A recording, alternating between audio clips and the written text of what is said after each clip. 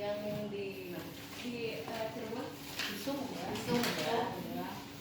Foto-foto semua.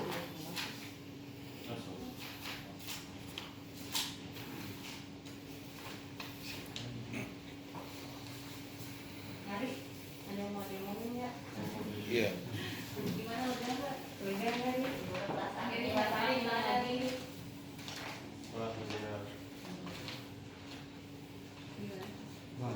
Tapi kalau jujur gue ya sebenarnya hubungan sama Arif sendiri ya.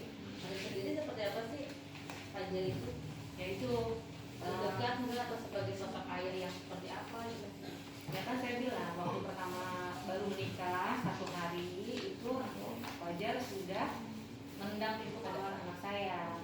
Waktu itu dia emosional apa? Waktu itu terus dia langsung menendang pintu kamar saya di depan ibu saya. Waktu itu belum almarhum kan. Terus sampai dengan kata-kata yang kasar lah, ya bangsa tuh keluar gitu kan. Itu kan udah seorang bapak ke anak kan, waktu itu hari masih umur 11 tahun lah ya waktu itu.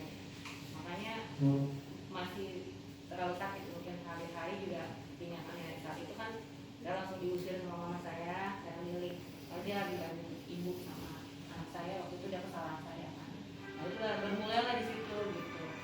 Sama saya hidup sama dia ya penganiayaan terus sampai kemarin anak saya jadi korban. Sorry, ini tanggal 29 Agustus 2020 ya, tadi buktinya yang dialami oleh Bu Yuyun. Ini sebenarnya pada saat pertemuan pertama ya. Isunya sudah di Polres ya, sudah di Polres itu waktu pertama kejadian.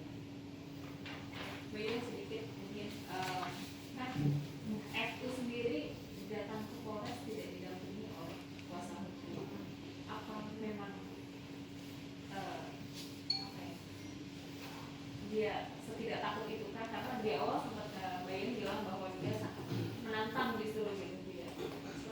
Iya, yaitu dia bilang katanya, mana saya nggak takut sama polisi, nggak ada yang boleh nangkep saya, karena saya pernah mukulin orang FPI, saya pernah mukulin Provos, Kopassus, nggak ada tuh polisi yang berani nangkep saya. Dia bilang begitu. Ya, mungkin berpikiran dia pada saat dia pemeriksaan, selesai pemeriksaan gitu. Jadi langsung pulang. Ternyata kan memang buktinya sangat kuat di situ, baik itu maupun ronsen ya langsung ditahan. Gitu. Ya memang seperti itu modelnya. Dia gitu apa ya? Nantangin memang. Dia juga seperti yang itu yang ancaman-ancaman gimana pokoknya lo nggak takut deh kayak gitu. Ya udah nggak apa-apa. Tapi kalau aku bukan masalah apa kebenaran aja sih mbak, kayaknya udah cukup selama 2 tahun saya cukup sabar, saya cukup juga menuruti maunya dia untuk menyukai dia. Ya saya turutin mau kehidupan saya sama dia juga dengan sederhana dan kekurangan dia, saya makan sekon sendiri gitu, Pak. Tapi karena masalahnya lagi-lagi karena anak ya gimana pun juga saya seorang ibu kan, gimana pun juga siapa sih yang mau anaknya dilukain sama orang lain gitu kan. Makanya sampai titik dari penghabisan saya akan berjuang buat anak saya sudah berkaji. Itu aja sih. Mbak Yun masih terngiang-ngiang nggak sih maksudnya KDRT selama 2 tahun nih walaupun Mas Fajar udah di dalam nih? Masih banget mbak. Mungkin mbak Isa juga tahu nih sudah terlalu banyak beban hidup yang dialami. Tapi dari kan walaupun dijelasin maksudnya ada yang belum dijelasin nih Mbak dari Mbak Yuyun, maksudnya penganiayaan atau KDRT apa yang paling parah yang diterima Mbak Yuyun gitu selama 2 tahun menikah? Iya. Jadi gini, aku juga nggak paham kenapa Fajar itu, saya kan perempuan, terus anak saya juga anak di bawah umur. Dia selalu bangga dengan dia kalau berantem, dia kalau dengan otot lah gitu. Ya misalnya kalau laki-laki kan sebenarnya dia harus pandai mencari uang, bukan pandai berantem, saya itu memukul perempuan ataupun anak. Nah, pernah saya sekali waktu saya, mungkin saya jawabnya waktu kali ya Mbak, itu kepala sama kepala dijedok gitu, sampai saya jatuh brek, saya udah pusing kayak mau pingsan. Tapi saya dibilang acting, demi Allah demi Rasul, pada saya pusing saya jatuh, itu kepala sama kepala dijedok gitu. Terus yang terakhir itu dia temen dia nonjok ini saya, ambil biru kan, ada sampai saya nggak bisa digerakin tangannya berapa lama.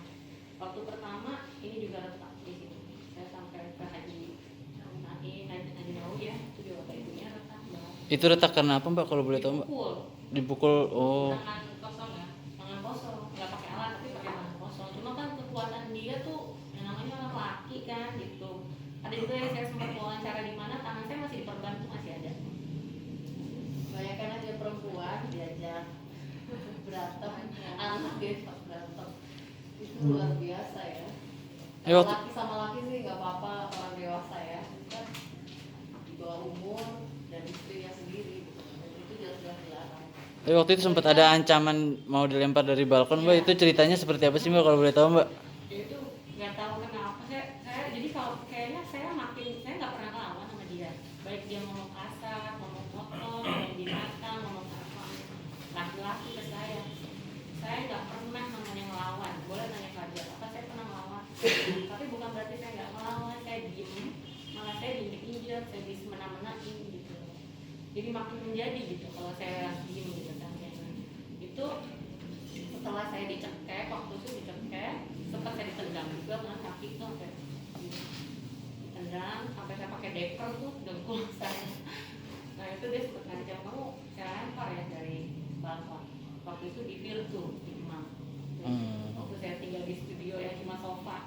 Kalau dia bilang dia lagi ngedit, nggak ada, dia nggak ada kerjaan ngedit kok waktu itu. Sama sekali di Virtu tuh belum ada dapat kerjaan. Jadi saya tidur di sofa, nggak ada tempat tidur. Dia sempat kan di IG saya lihat ada komennya katanya apa?